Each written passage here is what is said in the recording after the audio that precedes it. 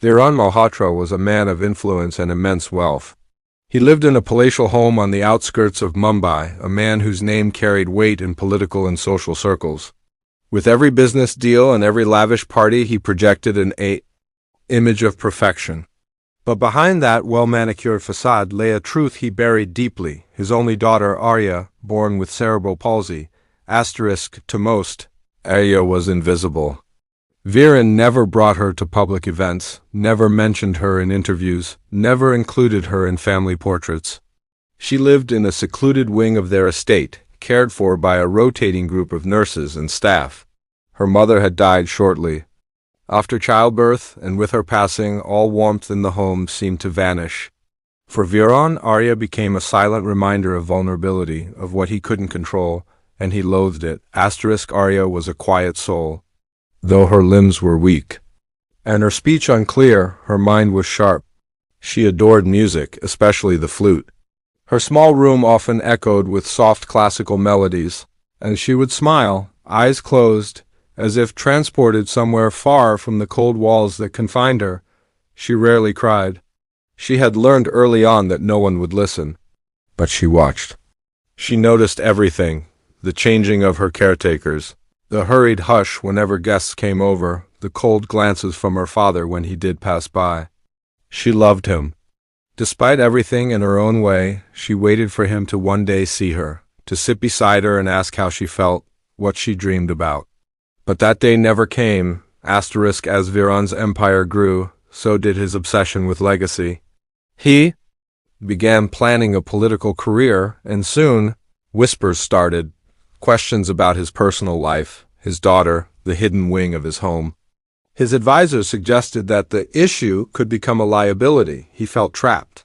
He wanted it gone, not just hidden, but erased. One evening, he called the head caretaker and told her that a spiritual healer from Madhya Pradesh had suggested a tribal ritual in the forest, something that could purify Arya's soul and potentially cure her. He said it needed to be performed at dawn, deep within the Satpura forest, near a sacred lake. He arranged everything. No questions were to be asked. Arya didn't resist when she was lifted into the jeep. She had never left the estate before. She stared wide-eyed at the trees, the open skies, the fading stars. When they stopped by a dense thicket near a shimmering water body, Viran ordered the driver and caretakers to leave her there for a while, saying the healer would arrive soon. They hesitated but obeyed. Within moments, the jeep rolled away, leaving Arya alone on a bed of dry leaves. The early sun casting golden shadows through the trees. She didn't panic, she just waited. Her body, stiff and fragile, lay motionless, her eyes tracing the dance of light on the water. She didn't understand abandonment, she only knew waiting. She believed someone would come back. From the tall grass, something moved. A rustle, then a low breath. A tiger, large and lean, emerged. A majestic male with faded orange fur, streaked with age and scars. His eyes locked onto hers. Predators sense weakness. The jungle runs on instinct, survival, hierarchy. And here she was unmoving, defenseless. Yet something held the tiger back. He took slow, measured steps, approaching without threat. Arya didn't flinch. Her gaze, wide and full of wonder, met his. No fear, only stillness. Perhaps the tiger saw that she wasn't like others. Perhaps he sensed something beyond his comprehension. He circled her slowly, then lay down just a few feet away, head resting on his paws, his eyes never leaving hers. The hours passed. Arya didn't move, and neither did he. Birds chirped, monkeys cried out in the canopy, but within this small pocket of the forest, there was only silence and strange peace. Far away, Viran was celebrating. He told his staff the ritual had taken place and that Arya would now be relocated to a special healing center. He gave instructions to clear her room and destroy all personal items. She no longer existed in his world, but nature had other plans. A forest ranger, patrolling the area for poachers, spotted unusual tiger tracks near the waterhole. As he approached quietly, he froze. What he saw didn't make sense. A young disabled girl lying on the ground, and a tiger resting beside her like a guardian. He raised his binoculars, unsure if he was hallucinating. Then he saw her move. Just slightly, and the tiger lifted its head. Alert but calm. Asterisk, the ranger radioed for help, carefully coordinating a rescue without alarming the animal. When the team arrived with tranquilizers and nets, the tiger didn't growl. He stood, walked a few paces away, and disappeared into the trees. Arya was lifted gently, still silent, her fingers loosely clutching a fallen leaf. Asterisk, the news spread like wildfire. Disabled girl protected by wild tiger, read the headlines. Experts tried to explain the tiger's behavior, but most admitted they had never seen anything like it. Videos and photos taken by the ranger went viral. People wept. Others raged. When they learned she had been abandoned, the media hunted down the truth, and it didn't take long for Varen's name to surface. Asterisk, public outcry was fierce. Activists, psychologists, child welfare agencies all demanded justice. Varen was arrested on charges of attempted murder, child endangerment, and abuse. His empire crumbled overnight. Asterisk, in the weeks that followed, Arya was placed in the care of a rehabilitation center run by the ranger and his wife, a speech therapist. There, she received affection for the first time from people who saw her as someone worthy, someone whole. Asterisk, and though the tiger was never seen again, his legacy endured. As a protector, not a predator, a silent witness to a father's betrayal and a girl's unspoken plea for love. Asterisk. The tiger that appeared beside Arya that morning was not just a wild animal acting on instinct. He was an aging male who had lived long enough in the forests of Satpura to understand the rhythm of the wild and the unpredictable behavior of humans. Scarred from old fights, with a slight limp on his back leg, he had learned to conserve energy, to observe before acting. His senses were sharp, but over time his aggression had dulled, replaced by something more thoughtful, cautious curiosity. A studied patience. Asterisk, when the tiger first noticed Arya lying by the water's edge, he didn't approach immediately. He stood in the shadows for a long while, watching.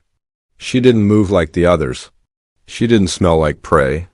There was no fear in her, no noise, no scrambling or attempts to flee. She just stared at the sky and then at him. Something about her energy held him still. There was nothing threatening in her posture, no sudden movements, no sound of a heartbeat pounding in terror. If anything, her stillness mirrored the tiger's own two creatures, vulnerable in vastly different ways, sharing the same broken silence. Asterisk, when he stepped closer, his instincts should have urged him to attack or flee. But the tiger was old enough to question his own instincts. He moved softly around her, sniffing the air. Her scent was human, but different, subtle, not aggressive, not like the men with guns or the tourists who shouted and pointed.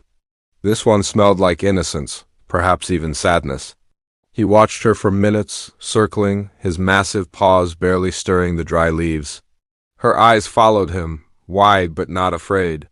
It wasn't challenge or submission, it was wonder. Asterisk, the tiger lay down near her, curling his long tail beside him, keeping one eye open. He sensed that she posed no harm. Perhaps more astonishing, she seemed to expect no harm from him either. In a jungle ruled by dominance and survival, this mutual vulnerability created an invisible bridge between predator and child. Asterisk, the forest, though wild, has its own language, one of posture, breath, stillness. The tiger picked up her signals. She did not cry, did not scream, did not run. She accepted the presence of danger without resistance. And in doing so, she dismantled it. Asterisk, hours passed. The sun shifted, light scattered through the leaves, birds came and went. Arya remained as she was, occasionally blinking, her fingers brushing the earth, the only part of her body she could move with ease. The tiger, too, stayed. Sometimes he lifted his head, sniffing the breeze.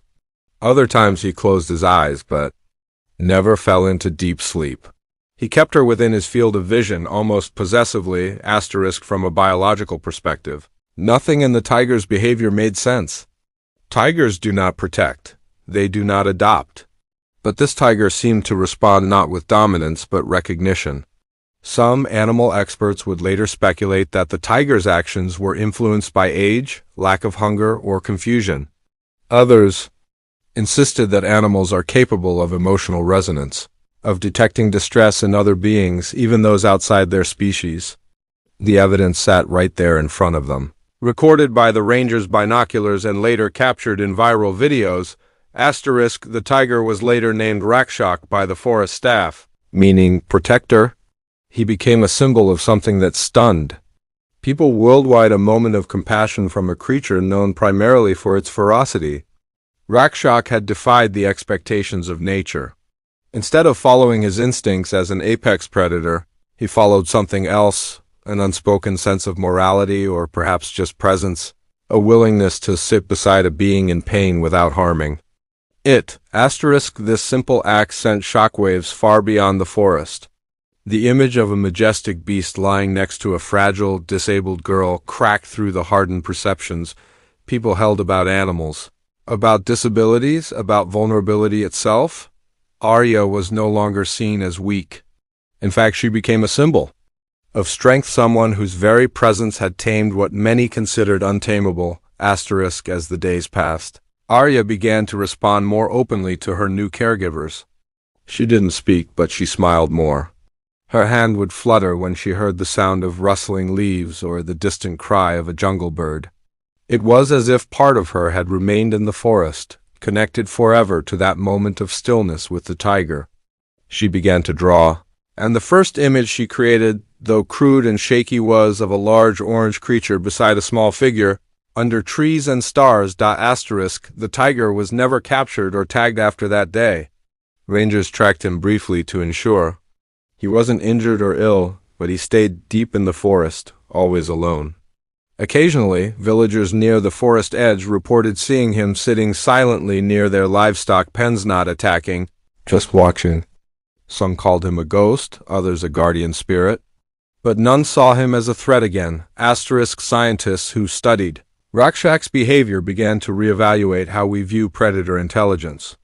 They reviewed countless cases of unusual animal empathy: dogs rescuing drowning children, elephants mourning their dead, dolphins guiding lost swimmers.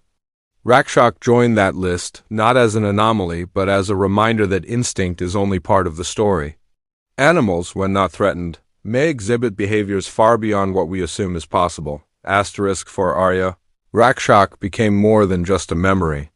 He was the turning point in her life, the moment when her existence was affirmed not by society, but by nature itself. Her father had rejected her humanity, but the tiger recognized it. That recognition gave her more dignity than any human gesture ever had. It validated her in a way no words could. The tiger's quiet vigil beside Arya told the world something profound: that protection doesn't always roar, that kindness can come from unexpected places, and that sometimes, in the vast silence between two vulnerable lives, understanding is possible without a single word spoken.